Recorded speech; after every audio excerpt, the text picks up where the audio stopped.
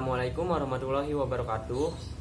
Perkenalkan, nama saya Pascal Farizi dari Prodi Pendidikan Bahasa dan Sastra Indonesia. Pada kesempatan kali ini saya akan membahas ataupun membedah suatu buku yang berjudul Filosofi Teras, Filsafat Yunani Romawi Kuno untuk Mental Tangguh Masa Kini. Buku Filosofi Teras ini merupakan sebuah buku yang ditulis oleh seorang yang bernama Henry Manampiring. Ia adalah seorang penulis dan juga seorang blogger. Ia sudah menerbitkan beberapa buku, salah satunya yaitu Filosofi Teras ini yang akan kita bahas. Buku Filosofi Teras ini terdapat berbagai macam terbitan. Pada kali ini saya akan membahas mengenai terbitan yang pertama, tahun 2018, kurang lebih tebalnya sekitar 320 halaman. Buku Filosofi Teras ini berasal dari referensi tulisan-tulisan klasik pada masa lalu, terutama tulisan-tulisan klasik yang ada pada zaman Romawi kuno. Tulisan itu sudah ada sejak kurang lebih 2000 tahun. Pada buku ini diajarkan salah satu filsafat yang ada pada saat itu, yaitu filsafat Stoicisme. Apa sih filsafat Stoicisme itu? Dalam buku ini, filsafat Stoicisme itu merupakan suatu filsafat yang berasal dari Yunani yang kemudian berkembang di Romawi kuno, kurang lebih sekitar 500 tahun. Buku Filosofi Teras ini mengajarkan kita bagaimana cara kita untuk meredam ataupun mengontrol, memanajemen emosi negatif yang ada di dalam diri kita. Emosi negatif itu dapat berupa stres, kecemasan, kemudian galau, depresi, ataupun semacamnya. Buku ini pun terdapat bagaimana cara kita mengatasi solusi dari masalah emosi negatif tersebut. Buku ini bukan seutuhnya buku filsafat, melainkan buku ini gabungan dari buku filsafat dan buku self-improvement. Buku ini bukan benar-benar murni filsafat, karena pada dasarnya yang kita tahu kebanyakan dari buku filsafat itu mengajarkan mengenai alam semesta ataupun makna-makna yang sangat sulit dipahami. Sedangkan buku ini mengajarkan kita bagaimana praktik untuk mengendalikan ataupun memanajemen emosi negatif yang ada di dalam diri kita ini. Di dalam buku ini terdapat beberapa prinsip utama yang diajarkan oleh filsafat Stoicisme. Menurut filsafat Stoicisme, di dalam diri seseorang terdapat dua hal. Yang pertama adalah sesuatu hal yang bisa kita kendalikan, dan yang kedua adalah sesuatu hal yang tidak bisa kita kendalikan. Sesuatu hal yang bisa kita kendalikan itu dapat berupa ucapan kita, perbuatan kita, pemikiran kita, dan sebagainya. Sedangkan hal yang tidak bisa kita kendalikan itu seperti kesehatan, pekerjaan, umur, usia, jenis kelamin, bagaimana kita ke depannya, dan semacamnya. Menurut filsafat Stoicisme,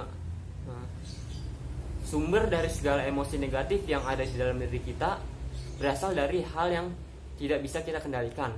Contohnya itu bisa kita ambil seperti ada seseorang pelajar ataupun seorang pekerja yang sedang pulang menuju rumah dari pekerjaannya.